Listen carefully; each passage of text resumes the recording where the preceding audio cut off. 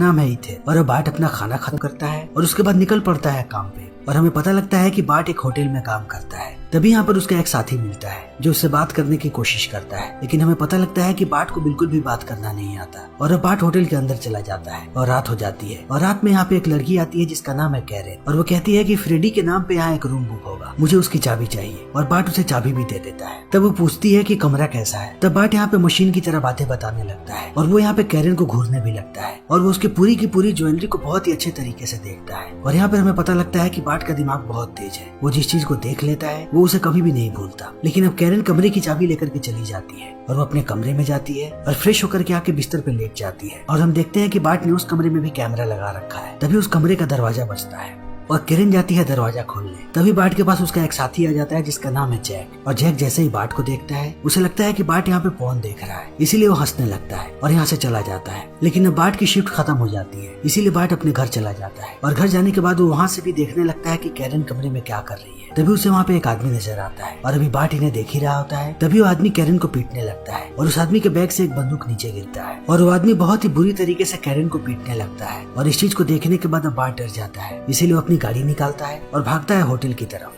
और वो होटल के अंदर चला जाता है ताकि वो कैरेन को बचा सके। तभी जैक बाहर आता है सिगरेट पीने के लिए। तभी उसे बाट की कार यहाँ पे नजर आती है और इसी बीच उसे गोली की आवाज सुनाई पड़ती है, इसीलिए वो भागता हुआ जाता है ऊपर। और वो जैसे ही कमरे में दाखिल होता है उसे वहाँ पे कैरेन की लाश नजर आती है और वहीं पे बिस्तर पे बाट बैठा होता है, इसीलिए अब जैक भी डर जाता है और वापस आ जाता है वो पुलिस वालों को कॉल करने के लिए। लेकिन जैक के जाते ही बाट खड़ा हो जाता है और उसने जहाँ जहाँ भी कैमरा लगा रखा है और वो सारे के सारे कैमरे को निकालने लगता है और वहाँ से अपनी मेमोरी कार्ड भी निकालता है। तभी एक मेमोरी कार्ड नीचे गिर जाता है, लेकिन अब यहाँ पे पुलिस वाले आ जाते हैं और अगली सुबह बाट को भी बुलाया जाता है। तभी यहाँ पे हम देखते हैं डिटेक्टिव स्पाडा को, और स्पाडा इस होटल के मालिक से पूछताछ कर रहा होता है और वो बाट के बारे में भी पूछता है। तब यहाँ का मालिक बताता है कि बाट एक बहुत ही अच्छा लड़का है और वो यहाँ पे 3 साल से काम कर रहा है और वो बहुत ही शांत स्वभाव का है, वो ऐसा कुछ भी नहीं कर सकता। तब स्पाडा जाता है बाट के पास और जब वो उससे बात करता है तब उसे समझ में आ जाता है कि बाट को कोई बीमारी है। लेकिन बाट यहाँ पे बताता है कि वो घर गया था, तभी उसे याद आया कि वो अपना वैलेट यहीं पे भूल गया है, इसीलिए वो अपना वैलेट लेने के लिए आया था और उसने ये सब देखा। और बाट यहाँ पे अपनी बीमारी के भी बारे में बताता है स्पाडा को। तब स्पाडा बाट को लेकर के चला जाता है पुलिस स्टेशन और यहीं पे कैरेन का पति आता है। तब वो उसे सारी चीजें समझाने लगता है और वो कैरेन के बारे में और बातें पूछ रहा होता है। तभी यहाँ पे बाट की माँ आ जाती है यानी इथेल, और वो पुलिस वाले को डांटने लगती है और कहती है कि वो उस पर केस कर देगी कि वो उसके बच्चे को परेशान कर रहा है, उसके बच्चे को एक बीमारी है और इसका मतलब ये नहीं कि वो एक खूनी है। और इतना कहने के बाद वो बाट को लेकर के आ जाती है। फिर वो बाट से कहती है कि अगर तुम्हें कुछ भी पता है और तुम कुछ भी जानते हो तो अभी के अभी मुझे बता दो। लेकिन बाट यहाँ पे कुछ भी नहीं बोलता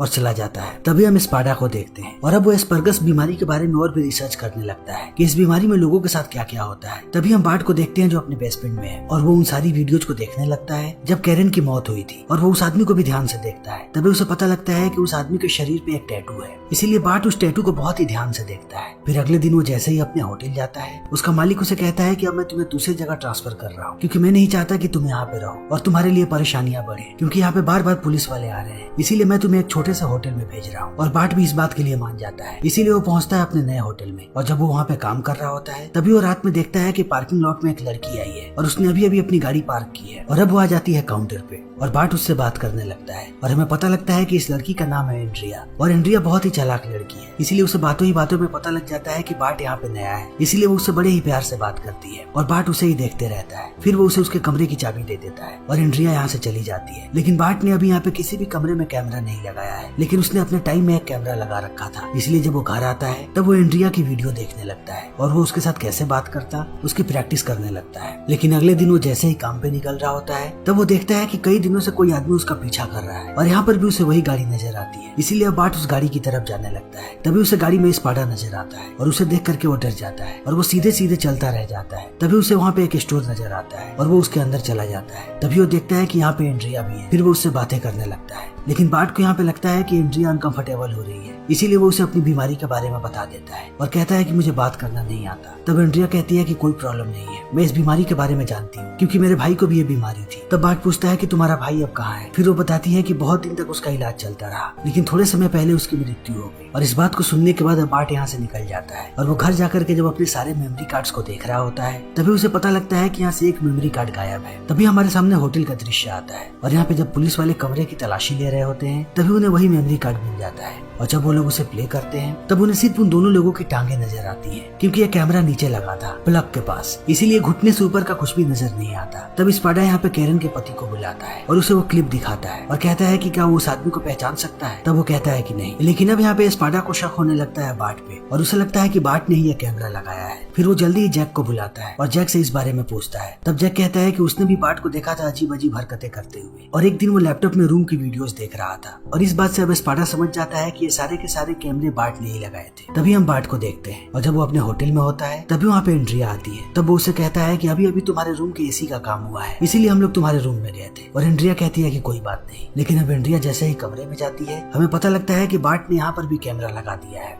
और अब यहाँ पे एंड्रिया तैयार होती है और वो एक सिगरेट निकालती है। तभी उसे पता लगता है कि इस होटल में सिगरेट पीना मना है। फिर वो जाती है बाट के पास और कहती है कि मैं बाहर सिगरेट पीने जा रही हूँ, क्या तुम मेरे साथ चलोगे? और बाट भी उसके साथ जाता है। फिर एंड्रिया वहाँ के स्विमिंग पूल में तैरने लगती है और उसने ऊपर कुछ भी नहीं पहना होता है और इस चीज को देख करके बाट अनकंफर्टेबल होने लगता है। तब एंड्रिया बाहर आती है और वो कपड़े पहन लेती है। फिर वो बाट को अपने पास बैठने के लिए कहती है और ये दोनों बातें करने लगते हैं। तब बाट कहता है कि आज पार्किंग में मैंने तुम्हारे साथ एक लड़के को देखा था, क्या वो तुम्हारा बॉयफ्रेंड है? तब वो कहती है कि नहीं। और इतना कहने के बाद वो बाट से पूछती है कि क्या तुम्हारी कोई गर्लफ्रेंड है? तब वो कहता है कि नहीं, मुझे जो बीमारी है उसकी वजह से कोई भी मेरे साथ नहीं रहना चाहेगा। तब एंड्रिया कहती है कि ऐसा बिल्कुल भी नहीं है, तुम बहुत ही अच्छे हो। और इस बात को सुनते ही अब बाट उसे किस कर लेता है और किस करने के बाद वो अनकंफर्टेबल होने लगता है। तब एंड्रिया उसे समझाती है और कहती है कि सब कुछ नॉर्मल है, डरने की कोई बात नहीं है, तुमने कुछ भी गलत नहीं किया, मेरे पास बैठो। और अब बाट भी उसके पास बैठ जाता है। तब एंड्रिया उसे किस करती है और इस चीज को देख करके बाट बहुत खुश होता है और वो उसकी गोद में सर रख करके सो जाता है। तब एंड्रिया बताती है कि जो आदमी मेरे साथ पार्किंग में था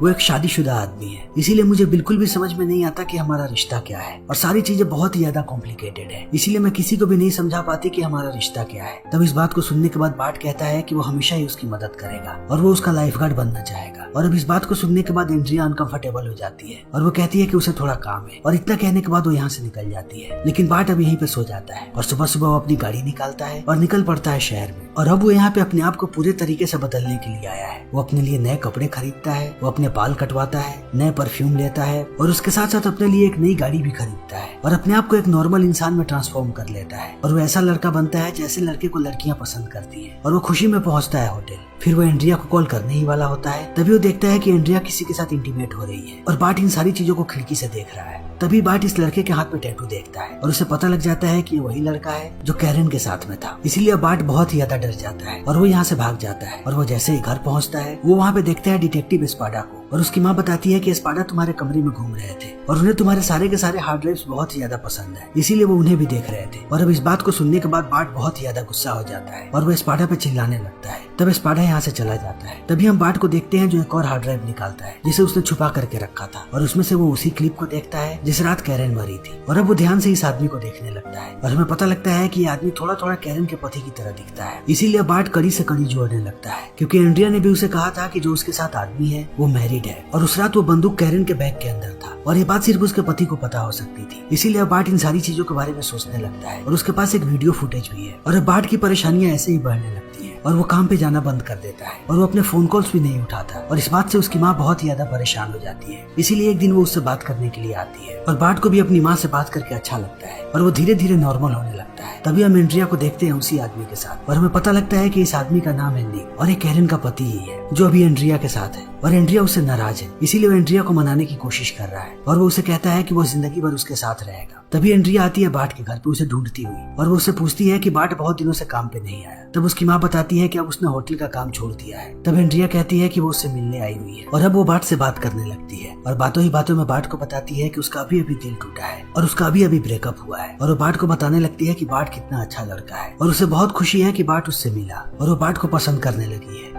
लेकिन उसकी स्थिति अभी बहुत ही कॉम्प्लिकेटेड है और अगर उसकी स्थिति कॉम्प्लिकेटेड नहीं होती तब वो कहीं बाट के साथ रहती। और इतना कहने के बाद वो बाट को कहती है कि अब मैं तुम्हें कभी भी परेशान नहीं करूंगी। और इतना कहने के बाद वो वापस चली जाती है और फिर से गाड़ी में बैठ जाती है। लेकिन अब इस गाड़ी में हम निक को भी देखते हैं और ये दोनों अब यहाँ से चले जाते हैं। तभी हम स्पाडा को देखते हैं जिसने इन दोनों को देख लिया है, इसीलिए वो उनका भी पीछा करता है। तभी हम बाट को देखते हैं जो फिर से होटल रूम की वीडियो देखने लगता है और वहाँ पर वो देखता है कि निक एंड्रिया से लड़ रहा है और वो उससे बोल रहा है कि तुम्हें जो मैंने काम बोला है तुम उसे क्यों नहीं कर रही और तुम जरूरत से ज्यादा समय ले रही हो। और अब वो यहाँ पे इसे धमका रहा होता है और इस चीज को देखने के बाद बाट डर जाता है और वो अपनी गाड़ी निकाल करके निकल पड़ता है होटल की तरफ। लेकिन अब निक यहाँ से निकल जाता है। तभी यहाँ पे बाट पहुंचता है। तब एंड्रिया कहती है कि तुम यहाँ पे क्या कर रहे हो? तब वो कहता है कि मैंने तुम्हें खतरे में देखा और मैं यहाँ पे आ गया। और इस बात को सुन के एंड्रिया चौंक जाती है है और कहती है कि तुम्हें कैसे पता लगा। तब बाट उसे पूरी बात बताता है और वो छुपे हुए कैमरे भी दिखाता है और इतना कहने के बाद वो एंड्रिया को लेकर के आता है अपने घर और केरन की मौत की सारी वीडियोस दिखाने लगता है और कहता है कि इन सबूतों से तुम उन्हें पकड़वा पाओगी और अगर तुम मेरा साथ दोगी तब मैं भी तुम्हारे साथ पुलिस स्टेशन चलूंगा। लेकिन एंड्रिया कहती है कि मुझे कुछ भी समझ में नहीं आ रहा और इतना कहने के बाद वो बाट के बिस्तर पे सो जाती है और वो बाट को भी अपने साथ सोने के लिए कहती है और ये दोनों सो जाते हैं। लेकिन सुबह में बाट की जैसे ही आंख खुलती है वो देखता है कि एंड्रिया यहाँ से गायब है। तभी हम स्पाडा को देखते हैं जो पहुंचता है एंड्रिया के कमरे में और जब वो उसकी सारी चीजों को चेक कर रहा होता है तभी उसे यहाँ पे एक हिडन कैमरा मिलता है। तभी हम एंड्रिया को देखते हैं जो मिलती है निक से और वो उसे वो हार्ड ड्राइव देती है और अब यहाँ पे हमें पूरी बात समझ में आती है कि निक आखिर एंड्रिया से क्यों मिलता था और वो उससे किस काम के बारे में बात कर रहा था, क्योंकि उसे पता था कि बाट के पास रिकॉर्डिंग है। इसीलिए उसने एंड्रिया को भेजा कि वो बाट को फंसाए और उसके पास से वो सारे के सारे सबूत ले आए। तभी हम बाट को देखते हैं जिसे अपने कमरे में वही बंदूक मिलती है जिससे कैरन को मारा गया था और इस बंदूक को यहाँ पे एंड्रिया ने छोड़ा है। इसीलिए बाट उस बंदूक को उठा लेता है और फिर से अपने कंप्यूटर्स को ऑन करता है। तभी हम उसकी माँ को देखते हैं और उसकी माँ को गोलियों की आवाज सुनाई पड़ती है। तभी यहाँ पे पुलिस वाले आ जाते हैं और जब स्पाडा जाता है कमरे में